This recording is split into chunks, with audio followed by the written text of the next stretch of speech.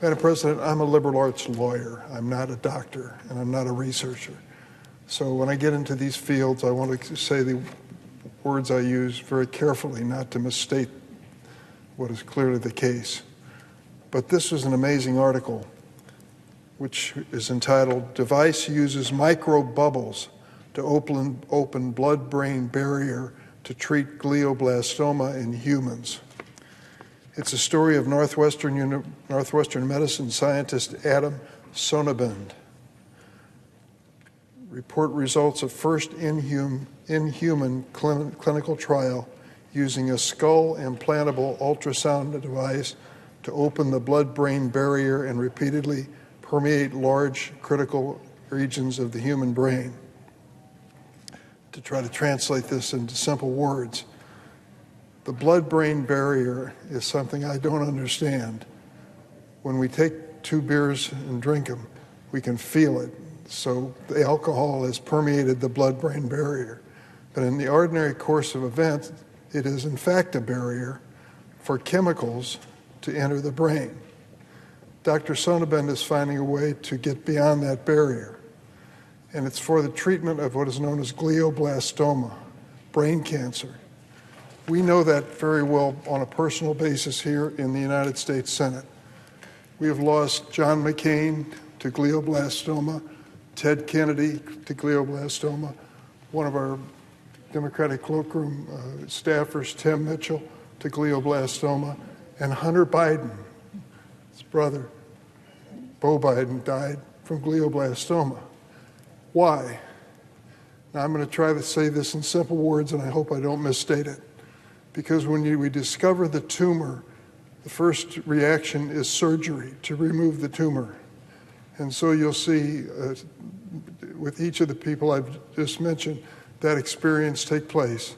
The tumor is removed, but unfortunately the chemotherapy that is common to stop cancerous tumors from emerging in the same area can't be used because of the blood-brain barrier. This barrier stops the application of the medicine.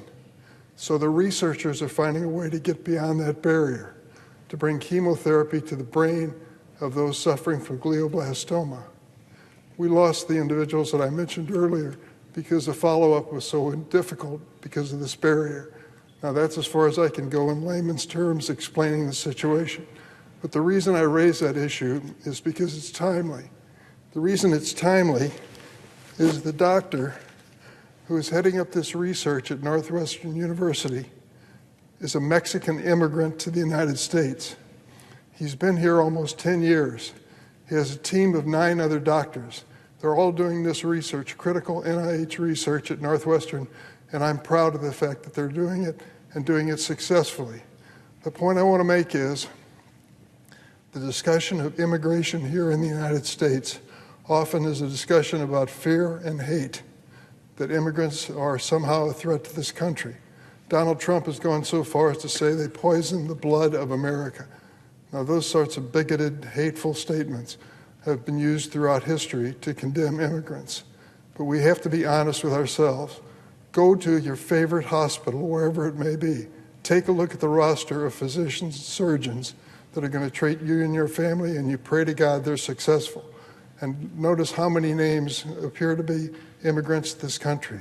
They probably are. And we should be proud of the fact that this nation of immigrants invites people to bring their talents to the United States and to succeed. Dr. Sonnabend, coming to the United States from Mexico, is certainly welcome.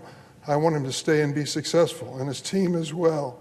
We need his immigrant talent, as others will throughout our nation's history. They're going to make a difference in the lives of a lot of individuals.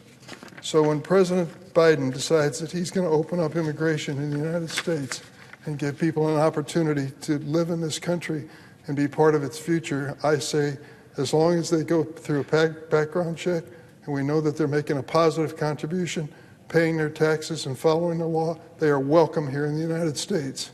I say this with some prejudice. My mother was an immigrant to this country. Her son is a senator from the state of Illinois. And that, I think, is an indication of what can happen to the sons and daughters of immigrants given a chance. That's what America is all about. Madam President, it's been more than 20 years since I decided to introduce a bill called the DREAM Act. This bipartisan legislation provides a pathway to citizenship for young immigrants who were brought to the United States as children. These young people, who are known now as dreamers, grew up in the United States, went to school with our kids, pledged allegiance to the only flag that they've ever known, and poll after poll shows the vast majority of Americans believe they deserve a chance. They didn't make their family's decision to come here. Their family made the decision, and they grew up here. We support, on a bipartisan basis, giving dreamers an opportunity to become American citizens. I'm sorry they were not expressly included in the president's proposal, but in one aspect they were. Time after time, the DREAM Act has earned bipartisan support in Congress, ultimately be blocked by Republicans. Without congressional action every day, dreamers live in fear of their lives being uprooted by deportation. Now, Dr. Sonneman is not a dreamer. Don't make the mistake of equating that situation. But he is an immigrant. And the point I'm trying to make is immigrants can make valuable contributions to our lives. When I started off on the DREAM Act, I introduced the bill, and there was a battle between me and Orrin Hatch.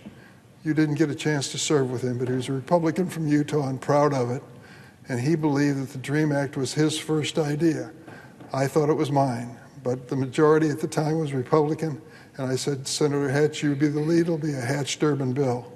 Well, over time, he decided that he didn't like the idea any further and dropped his sponsorship of the legislation, but I continued pressing forward with it. Lucky for me, there was a former Republican senator from Indiana named Richard Lugar, an extraordinarily good man. I asked him to appeal to President Barack Obama, because they were personal friends, to use the president's executive authority to help dreamers. 12 years ago, President Obama answered this bipartisan call from Senator Lugar and myself, establishing the Deferred Action for Childhood Arrivals program, better known as DACA. DACA is a form of the DREAM Act. It has protected more than 830,000 young people from deportation. Many have gone on to serve our nation as doctors, nurses, teachers, engineers, and first responders. President Biden faces a dilemma similar to President Obama's. He's tried to work with Congress to fix the broken immigration system, and it is broken, but Republicans have repeatedly thwarted his efforts. Most of us believe that we had an opportunity for a breakthrough, a bipartisan effort with Senator James Lankford on the Republican side leading the way, as well as two Republicans, Senators Murphy and Sinema, two Democrats, Murphy and Sinema, make this a bipartisan effort. They had a bipartisan border security bill that's coming before Congress. At the very last minute, when this measure was about to be considered, Donald Trump stepped in and said, stop. I don't want any Republicans in the Senate to support a bipartisan effort to solve the border crisis. Stop what you're doing right now. I would rather have the issue to debate in November than to have you try to solve it and give Biden any credit for it. And he said at the end of his statement, former President Trump did, you can blame me. Well, I am blaming him. He stopped a bipartisan effort to solve the border crisis. When the bill came to the floor, the vast majority of Republicans opposed it at his request. And in fact, as he said, blame it on me. I do. The former president has made it clear he does not want a solution to our immigration challenges before the November election. He wants a campaign issue. He has demonized immigrants, saying, and this is one of the most despicable quotes I can think of, that they are, quote, poisoning the blood of our country. He has promised to round up and deport every undocumented immigrant in our country, including dreamers. In light of this Republican obstructionism, President Biden has no choice but to use his authority as president to improve our broken immigration system. That's why 3 months ago, I led a group of 19 Senate Democrats asking President Biden to protect immigrants with deep roots in our country, including dreamers and the spouses of U.S. citizens. This week, President Biden responded, taking action to protect immigrants who've been here for decades, paying taxes, and contributing to all of our communities. The president is helping Americans with non-citizen spouses keep their families together by allowing them to apply for lawful permanent residence, a status they are already eligible for without leaving the country. He's also allowing dreamers and other immigrants who have earned a degree from an American college and received a job offer from a U.S. employer related to their field to more quickly receive work visas.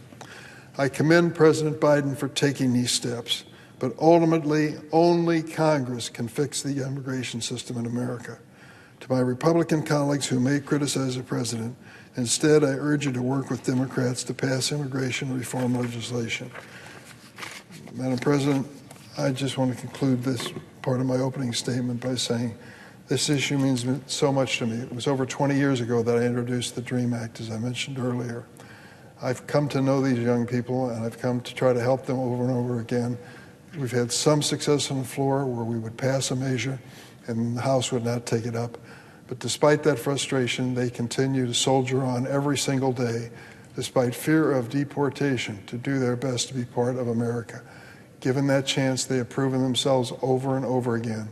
I often think when you consider the hundreds of thousands of individuals who have been helped by the DREAM Act, by DACA, and other provisions, how few cases there have been where they've disappointed us publicly.